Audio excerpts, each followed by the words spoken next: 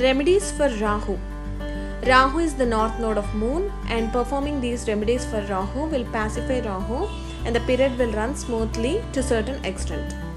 Always note that charity must be done with the intention of love and the donation with pure heart. Then the results will be really good. Worship goddess Durga. She is the lord for Rahu, and wear Durga locket in the neck. Go to temple if possible on Tuesdays.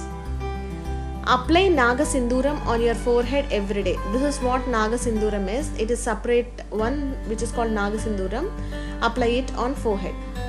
Give sugar to ants, preferably black ants if not any ants.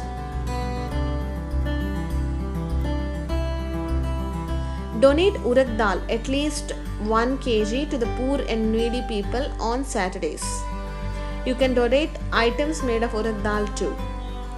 If the dosha is very intense, there is a powerful remedy called as Naga Pratishta, which is performed in temples.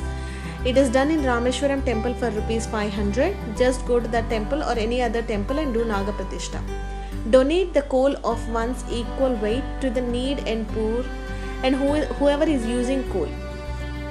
Donation of blankets to the poor and needy, preferably in dark colors, pleases Rahu. Give them to the people who really need. Go on the roadside, such people have to get those. Donation of items of copper to the need and poor.